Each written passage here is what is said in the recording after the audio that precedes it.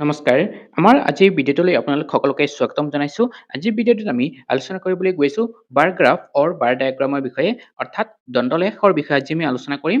ইয়াতে আমি প্ৰথমে মিনিং অফ বাৰ গ্ৰাফৰ বিষয়ে চাম, দেন ডেফিনেশ্যনছ, ইয়াৰ পিছত আমি চাম important characteristics or different steps to be followed while drawing the bar graph, লগতে এডভান্টেজেছ এণ্ড লিমিটেশ্যনছ অফ বাৰ গ্ৰাফৰ বিষয়েও চাম, আৰু একেবাৰে শেষত এটা এক্সাম্পলৰ সৈতে এটা বাৰ গ্ৰাফ ড্ৰ কৰিম। আৰম্ভ কৰিছোঁ আজিৰ ভিডিঅ'টো। আশা কৰিছোঁ আপোনালোকে ভিডিঅ'টো শেষলৈকে চাব। প্ৰথমে আৰম্ভ কৰিছোঁ আমাৰ ইন্ট্ৰডাকশ্যনৰ পৰা। এতিয়া কৈছে A bar graph is one of the simplest and most widely used methods of graphical representation in statistics. অৰ্থাৎ বাৰ গ্ৰাফ বা দণ্ডলেখ হৈছে পৰিসংখ্যাত চিত্ৰমূলক উপস্থাপনৰ আটাইতকৈ সহজ আৰু ব্যাপকভাৱে ব্যৱহৃত পদ্ধতিসমূহৰ ভিতৰত এটা। ই তথ্যসমূহক সহজ আৰু স্পষ্ট ৰূপত দেখুৱায়। শিক্ষাৰ্থী, শিক্ষক, ব্যৱসায়ী আৰু গৱেষকসকলে তথ্য বুজিবলৈ আৰু ব্যাখ্যা কৰিবলৈ এই পদ্ধতি ব্যৱহাৰ কৰে। It is used for presenting grouped and qualitative data in a visual and systematic manner. ই গোটভুক্ত বা গুণগত তথ্য দৃশ্যমান আৰু সুশৃংখল ৰূপত উপস্থাপন কৰিবলৈ ব্যৱহাৰ কৰা হয়। যেনেকৈ নেকি বিভিন্ন শ্ৰেণীৰ শিক্ষাৰ্থীৰ সংখ্যা, বিভিন্ন বছৰৰ উৎপাদন, অথবা বিভিন্ন অঞ্চলৰ জনসংখ্যা আদি সকলোবিলাক আমি বাৰ গ্ৰাফৰ সহায়ত সহজে দেখুৱাব পাৰোঁ। Bar graphs helps in simplifying complex numerical information. কৈছে ইয়াতে বাৰ গ্ৰাফে জটিল সাংখ্যিক তথ্য সহজ কৰি তুলিবলৈ আমাক সহায় কৰে। দীঘল সংখ্যাৰ তালিকা বা টেবুল বুজিবলৈ কঠিন হ'ব পাৰে, কিন্তু বাৰ গ্ৰাফে সেই তথ্যসমূহ সহজ দৃশ্যমান ৰূপত উপস্থাপন কৰে। They make comparison and interpretation easier and quicker. ইয়াৰ দ্বাৰা তুলনা আৰু ব্যাখ্যা অধিক সহজ আৰু দ্ৰুত হয়। দণ্ডসমূহৰ উচ্চতা চাই আমি একে পলকতেই আমি কোনটো মান ডাঙৰ আৰু কোনটো সৰু সহজতে বুজিব পাৰোঁ। দেন কি কৈছে, bar graphs are widely used in education, economics, business studies, administration and social science. Bar graph বা দণ্ডলেখ শিক্ষা, অৰ্থনীতি, ব্যৱসায় অধ্যয়ন, প্ৰশাসন আৰু সমাজ বিজ্ঞানত ব্যাপকভাৱে ইয়াক ব্যৱহাৰ কৰা হয়। যেনেকৈ নেকি বিদ্যালয়ৰ ফলাফল, জনসংখ্যা বৃদ্ধি, লাভ লোকচান, বিক্ৰী আদি বিভিন্ন ক্ষেত্ৰত ইয়াৰ ব্যৱহাৰ দেখা যায়। They are also known as bar charts, আৰু ইয়াক বাৰ চাৰ্ট বুলিও কোৱা হয়।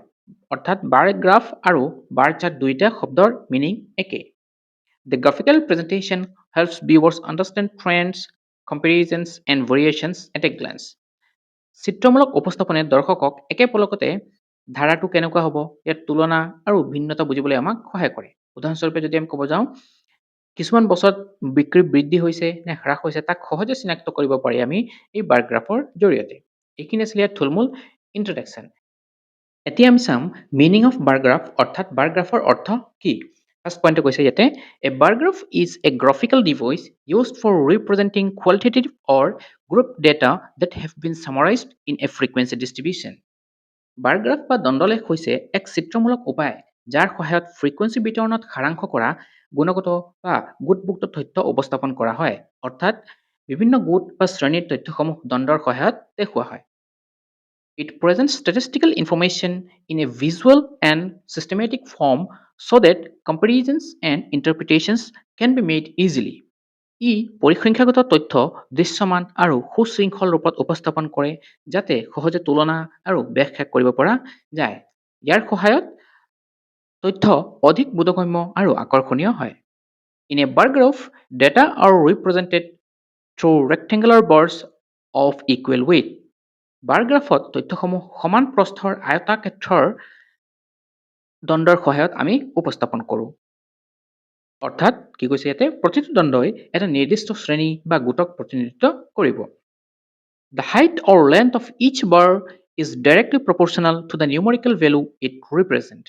প্ৰতিটো দণ্ডৰ উচ্চতা বা দৈৰ্ঘ্যই ইয়াৰ প্ৰতিনিধিত্ব কৰা সাংখ্যিক মানৰ সমানুপাতিক হয়। অৰ্থাৎ মান যিমান ডাঙৰ হ'ব দণ্ডও সিমান ওখ বা দীঘল হ'ব। নেক্সট পইণ্টটো কৈছে, bars may be drawn either vertically or horizontally depending upon the convenience of presentation. অৰ্থাৎ উপস্থাপনৰ সুবিধা অনুসৰি দণ্ডসমূহ উলম্ব বা অনুভূমিকভাৱে আমি আঁকিব পাৰোঁ। সাধাৰণতে উলম্ব বাৰ গ্ৰাফ অধিক ব্যৱহৃত হয়। Bar graphs are widely used in statistics, economics, business studies, education, and social science because they simplify complicated numerical information and make data easy to understand. Bar graph কৈছে পৰিসংখ্যা, অৰ্থনীতি, ব্যৱসায় অধ্যয়ন, শিক্ষা আৰু সমাজ বিজ্ঞানত ব্যাপকভাৱে ব্যৱহাৰ কৰা হয় কাৰণ ই জটিল সাংখ্যিক তথ্য সহজ কৰি তোলে আৰু তথ্য বুজিবলৈ সুবিধা দিয়ে। এই কাৰণেই ইয়াক তথ্য উপস্থাপনৰ এটা গুৰুত্বপূৰ্ণ পদ্ধতি বুলি ধৰা হয়।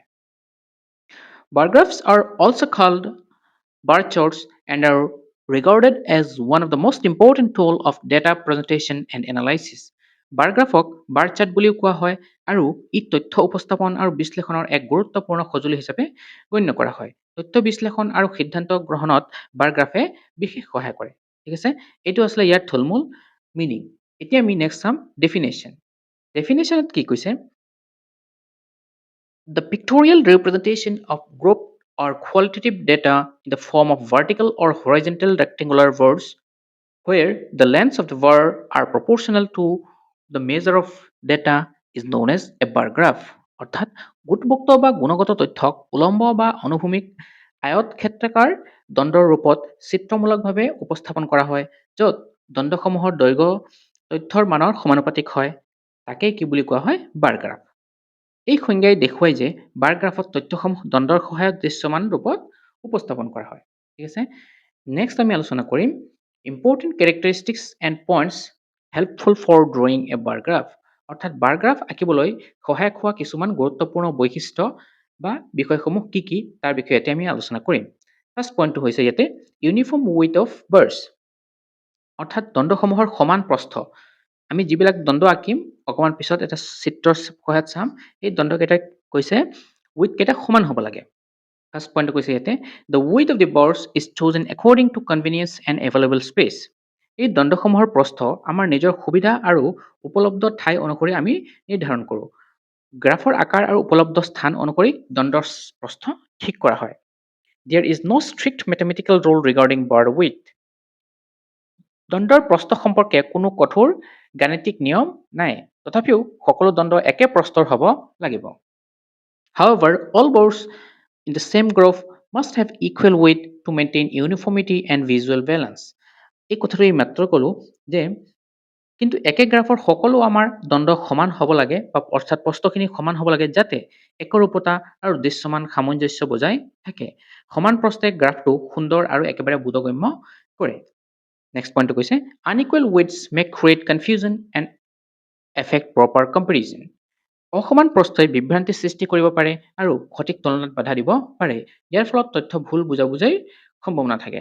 অৰ্থাৎ আমি উইথটো যিমানেই নলওঁ কিয় তাৰ কোনো ষ্ট্ৰিক্ট ৰুল নাই, কিন্তু যিটো লৈছোঁ সেইটো সকলোৰে কাৰণে যাতে সমান হয় সেইটোত আমি ধ্যান দিব লাগিব। নেক্সট পইণ্টটো হৈছে আমাৰ uniform spacing between bars. First পইণ্টটো কৈছে ইয়াতে equal empty space should be maintain between two consecutive bars. অৰ্থাৎ দুটা ধাৰাবাহিক দণ্ডৰ মাজত সমান খালী ঠাই ৰাখিব লাগে।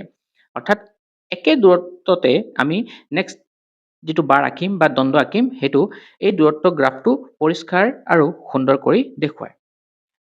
নেক্সট পইণ্টটো হৈছে ইয়াতে প্ৰপাৰ স্পেচিং ইম্প্ৰুভছ নিটনেছ এণ্ড ৰিডেবিলিটি। সঠিক দূৰত্বে গ্ৰাফৰ সৌন্দৰ্য আৰু পঠনযোগ্যতা বৃদ্ধি কৰে। অৰ্থাৎ দৰ্শকে বা শিক্ষাৰ্থীজনে কি কৰিব একেবাৰে সহজতে তথ্যখিনি বুজিব পাৰিব বা পঢ়িব পাৰিব। নেক্সট পইণ্টটো কৈছে uniform gaps help viewers distinguish one category from another clearly. সমান ব্যৱধানে দৰ্শকক কৈছে এক শ্ৰেণী আৰু আন শ্ৰেণীৰ মাজত স্পষ্ট পাৰ্থক্য বুজিবলৈ সহায় কৰে।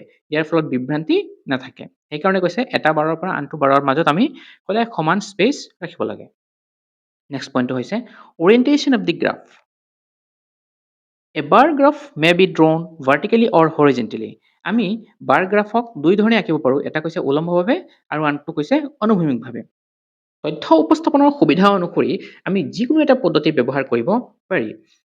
ভাৰ্টিকেল বাৰ গ্ৰাফছ আৰ মোৰ কমনলি ইউজড, কিন্তু উলম্ব বাৰ গ্ৰাফ যিটো আছে অৰ্থাৎ ভাৰ্টিকেল বাৰ গ্ৰাফটো সাধাৰণতে বেছিভাগ মানুহেই ব্যৱহাৰ কৰে।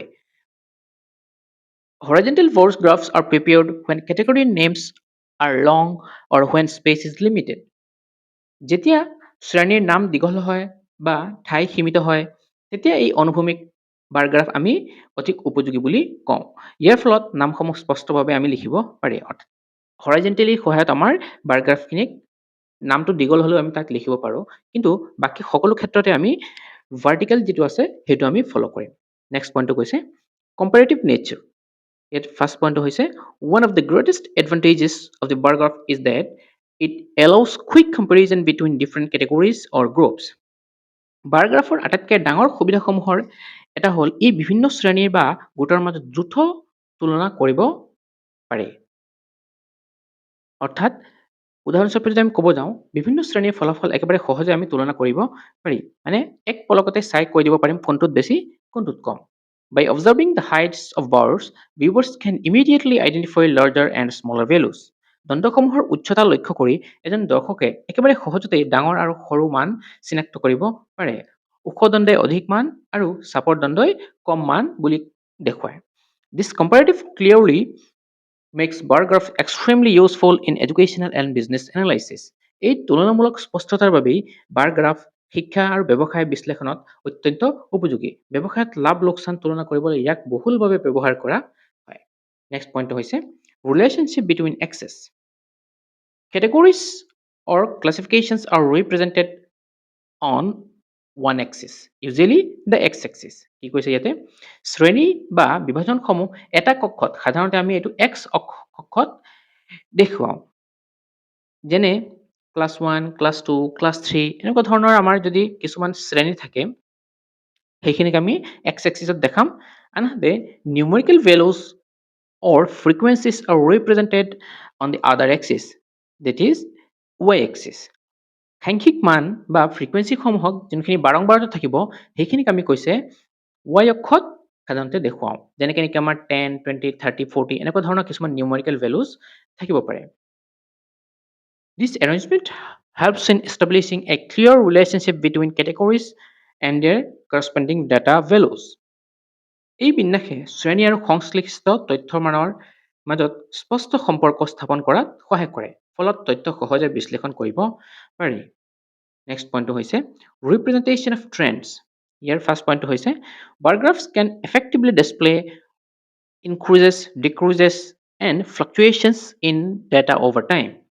বাৰ গ্ৰাফে সময় অনুসৰি বৃদ্ধি, হ্ৰাস আৰু উঠানমা ফলপ্ৰসূভাৱে দেখাব পাৰে। ইয়াৰ সহায়ত পৰিৱৰ্তন একেবাৰে সহজে দেখা যায়। They are often used to study trends in production, population, sales, rainfall, examination results, and other statistical information. উৎপাদন, জনসংখ্যা, বিক্ৰী, বৰষুণ, পৰীক্ষাৰ ফলাফল আদি সকলোবিলাক অধ্যয়নৰ বাবে ইয়াক প্ৰায়ে ব্যৱহাৰ কৰা হয়। বিভিন্ন বছৰৰ তথ্য তুলনা কৰিবলৈ ই অধিক উপযোগী। Trend analysis becomes easier through visual comparison of bars. দৃশ্যমান তুলনাৰ সহায়ত এইবিলাক ধাৰাবোৰ বিশ্লেষণ কৰাত আমাৰ বহুত সহজ হয়। বৃদ্ধি বা হ্ৰাসৰ ধৰণ সহজে চিনাক্ত কৰিব পাৰি বাৰ গ্ৰাফৰ সহায়ত। নেক্সট পইণ্টটো হৈছে common বেছলাইন। All bars must begin from the same baseline or reference point.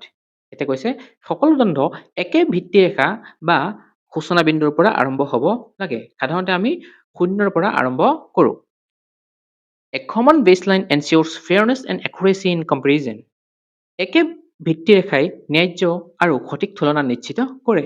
সকলো তথ্য সমানভাৱে তুলনা কৰিব পাৰি। অৰ্থাৎ কমন বেছলাইনৰ সহায়ত সকলো তথ্য আমি সমানভাৱে তুলনা কৰিব পাৰি। নেক্সট পইণ্টটো কৈছে starting bars from different points may lead to misleading interpretation. বিভিন্ন বিন্দুৰ পৰা যদি আমি দণ্ডলেখ আৰম্ভ কৰোঁ তেন্তে ই কি কৰিব বিভ্ৰান্তিকৰ এটা ব্যাখ্যা দিব পাৰে। ইয়াৰ ফলত তথ্য ভুল বুজাবুজি হ'ব। নেক্সট পইণ্টটো হৈছে proportional height or length. The height or length of each bar must be proportional to the numerical value it represents. অৰ্থাৎ কি কৈছে প্ৰতিটো দণ্ডৰ উচ্চতা বা দৈৰ্ঘ্য ইয়াৰ প্ৰতিনিধিত্ব কৰা সাংখ্যিক মানৰ সমানুপাতিক হ'ব লাগে। অৰ্থাৎ আগতেই কৈ আহিছোঁ অধিক মানৰ বাবে অধিক উচ্চতাৰ ব্যৱহাৰ কৰিব লাগে আৰু কম মানৰ কাৰণে কম উচ্চতা হ'ব লাগে। Greater values are shown by taller and or longer bars while smaller values are shown by shorter bars. এই মাত্ৰ ক'লো ডাঙৰ মান হ'লে ওখ বা দীঘল দণ্ড আৰু সৰু মানৰ কাৰণে চাপৰ দণ্ড দেখুৱাম। ইয়াৰ দ্বাৰা তথ্য সহজে তুলনা কৰিব পাৰি। This proportionality is the fundamental principle of bar graph construction. এই সমানুপাতিকতা বাৰ গ্ৰাফ গঠনৰ মৌলিক নীতি বুলি আমি ক'ব পাৰোঁ। ইয়াৰ অবিহনে সঠিক উপস্থাপন কেতিয়াও সম্ভৱ নহয়। নেক্সট পইণ্টটো হৈছে simplification of complex data. Year first পইণ্টটো হৈছে a bar graph converts large and complicated numerical table into a simple visual presentation. অৰ্থাৎ বাৰ গ্ৰাফে বৃহৎ আৰু জটিল সাংখ্যিক তালিকাক সহজ দৃশ্যমান উপস্থাপনলৈ ৰূপান্তৰ কৰে।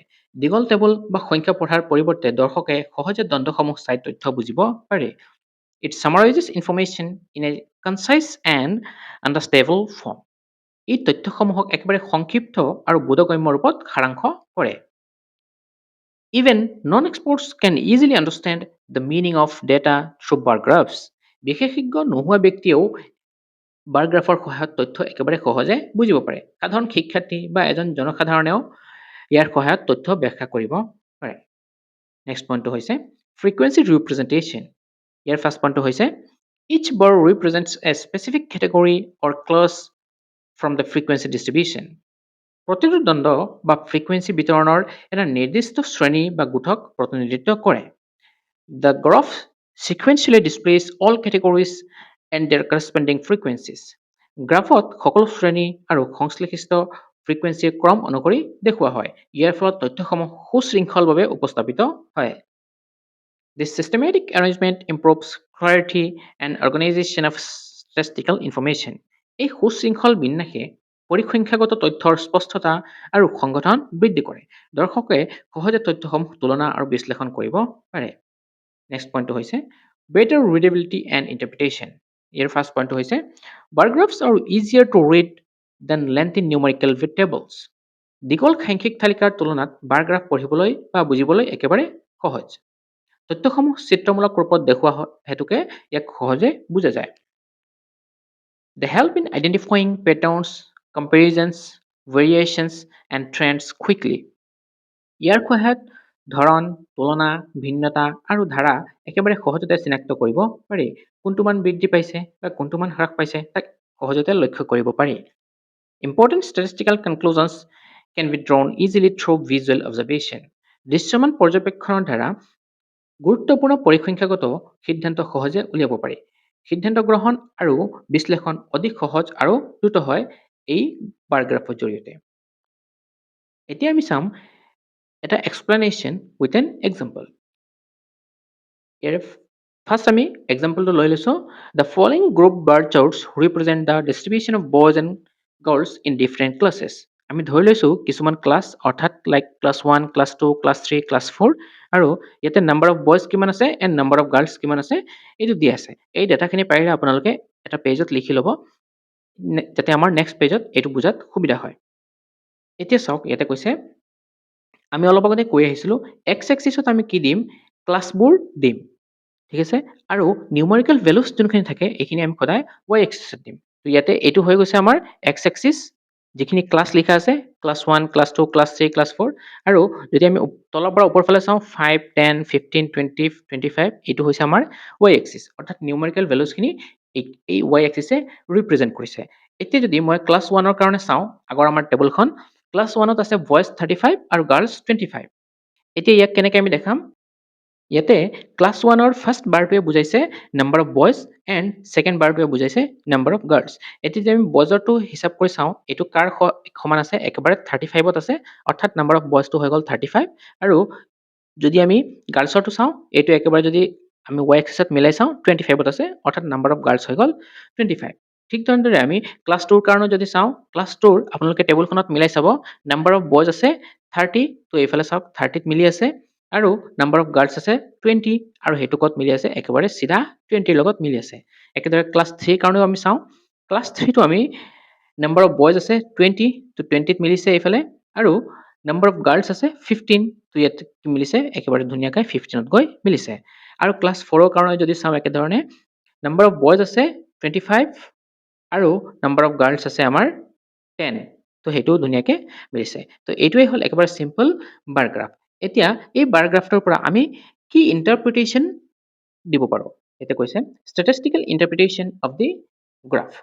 ফাৰ্ষ্ট পইণ্টটো কৈছে the number of boys is consistently higher than the number of girls in all classes.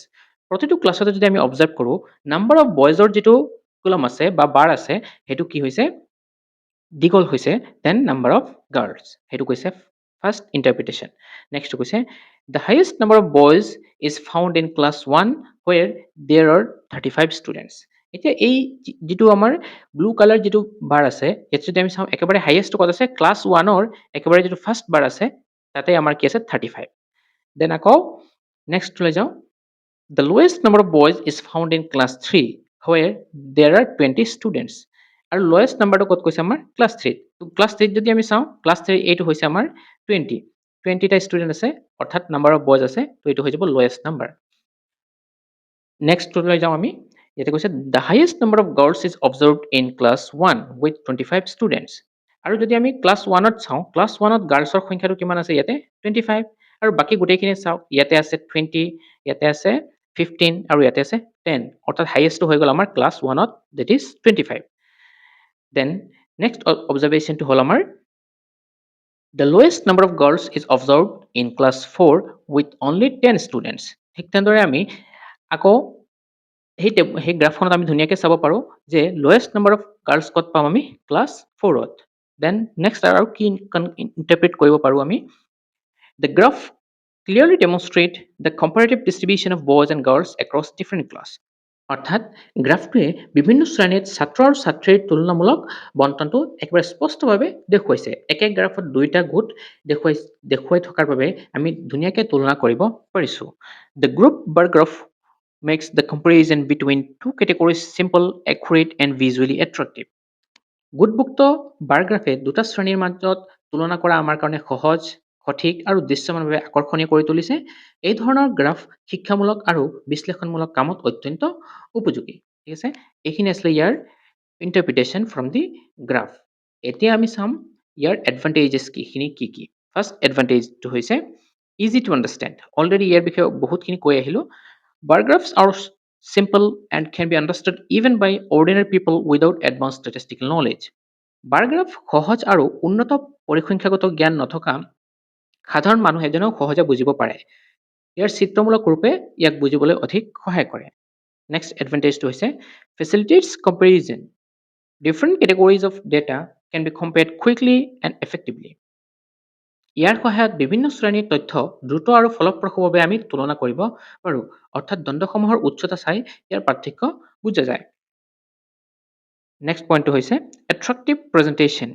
The visual nature of bar graphs makes statistical information more attractive and interesting। বাৰ গ্ৰাফৰ দৃশ্যমান স্বভাৱে পৰিসংখ্যাগত তথ্য অধিক আকৰ্ষণীয় আৰু মনোগ্ৰাহী কৰি তোলে। ৰঙীন বা সুন্দৰ গ্ৰাফে দৰ্শকৰ মনোযোগ আকৰ্ষণ কৰে। নেক্সট এডভান্টেজটো হৈছে saves time। Important conclusions can be drawn quickly without studying lengthy tables। দীঘল তালিকা অধ্যয়ন নকৰাকৈ আমি গুৰুত্বপূৰ্ণ সিদ্ধান্ত দ্ৰুতভাৱে উলিয়াব পাৰোঁ। অৰ্থাৎ কম সময়তে তথ্য বিশ্লেষণ কৰিব পাৰোঁ। এইটো হ'ল ইয়াৰ আন এটা এডভান্টেজ। নেক্সট হৈছে useful for group data. Bar graphs are highly suitable for representing grouped, qualitative and frequency data। Bar graph গোটভুক্ত গুণগত আৰু ফ্ৰিকুৱেঞ্চি তথ্য উপস্থাপনৰ বাবে অত্যন্ত উপযোগী। বিশেষকৈ শিক্ষামূলক আৰু পৰিসংখ্যাগত ক্ষেত্ৰত ইয়াৰ ব্যৱহাৰ যথেষ্ট দেখা যায়। এইটো হ'ল আন এটা এডভান্টেজ। নেক্সট হৈছে helpful in decision making. Governments, businesses and institutions use bar graphs for planning and policy decisions। অৰ্থাৎ চৰকাৰ, ব্যৱসায়, প্ৰতিষ্ঠান আৰু সংস্থাসমূহে পৰিকল্পনা আৰু নীতি নিৰ্ধাৰণৰ বাবে বাৰ গ্ৰাফ ব্যৱহাৰ কৰে। তথ্য বিশ্লেষণৰ ভিত্তিত ভৱিষ্যত সিদ্ধান্ত লোৱাটো ই আমাক সহায় কৰে। ঠিক আছে, তো এইখিনি আছিলে ইয়াৰ কিছুমান এডভান্টেজেছ। এতিয়া নেক্সট আমি চাম ইয়াৰ কিছুমান লিমিটেশ্যনছো আছে, অৰ্থাৎ সীমাবদ্ধতা। ফাৰ্ষ্টটো হৈছে lack of detailed information। Bar graphs provide summarized information and may not show detailed statistical relationships। বাৰ গ্ৰাফে সাৰাংশমূলক তথ্য আমাক দিয়ে যদিও ই বিশদ পৰিসংখ্যাগত সম্পৰ্ক আমাক দেখুৱাব নোৱাৰে। ইয়াত কেৱল মূল তথ্যসমূহ একেবাৰে সংক্ষেপে দেখুওৱা হয়। নেক্সটটো হৈছে unsuitable for complex data। Very large or highly complicated data sets cannot be represented effectively through simple bar graphs। অত্যন্ত বৃহৎ আৰু জটিল তথ্যসমূহ সাধাৰণ বাৰ গ্ৰাফৰ সহায়ত ফলপ্ৰসূভাৱে উপস্থাপন কৰিব নোৱাৰি। অধিক তথ্য থাকিলে বাৰ গ্ৰাফ জটিল আৰু বিভ্ৰান্তিকৰ হ'ব পাৰে। নেক্সট পইণ্টটো হৈছে possibility of misleading representation। Improper scaling or unequal spacing may lead to incorrect interpretation। ভুল স্কেল বা অসমান ব্যৱধান ভুল ব্যাখ্যাৰ সৃষ্টি কৰিব পাৰে। সঠিক নিয়ম মানি গ্ৰাফ নাকিলে তথ্যসমূহ ভুল বুজাবুজি হ'ব পাৰে। এইটো হ'ল ইয়াৰ আন এটা লিমিটেশ্যন। নেক্সটটো হৈছে limited analytical capacity. Bar graphs are mainly descriptive and cannot provide deeper mathematical analysis.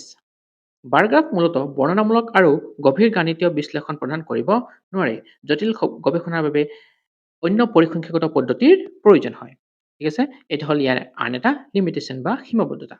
এতিয়া এই গোটেইখিনি আলোচনাৰ পৰা আমি কি কনক্লুড কৰিব পাৰোঁ যে a bar graph is one of the simplest, most effective and widely used methods of graphical representation in statistics. Bar graph পৰিসংখ্যাগত চিত্ৰমূলক উপস্থাপনৰ আটাইতকৈ সহজ, ফলপ্ৰসূ আৰু ব্যাপকভাৱে ব্যৱহৃত পদ্ধতিসমূহৰ ভিতৰত এটা। ইয়াৰ সহায়ত তথ্য সহজে উপস্থাপন আৰু ব্যাখ্যা কৰিব পাৰি। It transforms numerical data into a visual form that is easy to read, compare and interpret. ই সাংখ্যিক তথ্যক এনে এক দৃশ্যমান ৰূপলৈ ৰূপান্তৰ কৰে যি সহজে পঢ়িব, তুলনা কৰিব আৰু ব্যাখ্যা কৰিব পাৰি। এজন দৰ্শকে একে পলকতে তথ্য বুজি পাব পাৰে। By using rectangular bars of proportional length, bar graphs present grouped or qualitative data in a clear and systematic manner.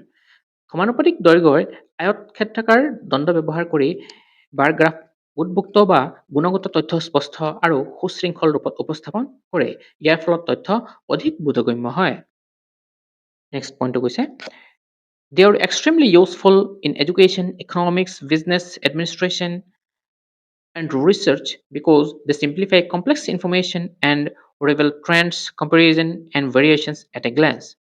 শিক্ষা, অৰ্থনীতি, ব্যৱসায়, প্ৰশাসন আৰু গৱেষণাত ইয়াৰ বিশেষ গুৰুত্ব আছে কাৰণ ই জটিল তথ্য সহজ কৰে আৰু বহুত কম সময়তে ইয়াৰ ধাৰা, তুলনা আৰু ভিন্নতা আমাক দেখুৱাই দিয়ে। বিভিন্ন ক্ষেত্ৰত সিদ্ধান্ত গ্ৰহণৰ বাবে এই মেথডটো ব্যৱহাৰ কৰা হয়। Although bar graphs have certain limitations, their simplicity, clarity, and visual appeal make them an essential tool for statistical presentation and analysis. যদিও বাৰ গ্ৰাফৰ কিছুমান সীমাবদ্ধতা আছে, তথাপিও ইয়াৰ সৰলতা, স্পষ্টতা আৰু দৃশ্যমান সৌন্দৰ্যই ইয়াক পৰিসংখ্যাগত উপস্থাপন আৰু বিশ্লেষণৰ এক অপৰিহাৰ্য সঁজুলি কৰি তুলিছে। সেইবাবে শিক্ষাৰ্থী আৰু গৱেষকসকলৰ বাবে বাৰ গ্ৰাফ অত্যন্ত গুৰুত্বপূৰ্ণ। তো এইখিনি আছিলে আমাৰ আজি আলোচনাৰ বিষয়বস্তু। আশা কৰিছোঁ আপোনালোকে ভিডিঅ'টো শেষলৈকে চাইছে। ভিডিঅ'টো ভাল লাগিলে বন্ধু বান্ধৱীৰ লগত ভিডিঅ'টো শ্বেয়াৰ কৰি দিব আৰু চেনেলটো ছাবস্ক্ৰাইব কৰি দিব। আজি ভিডিঅ' ইয়াতেই সামৰিছোঁ। ধন্যবাদ।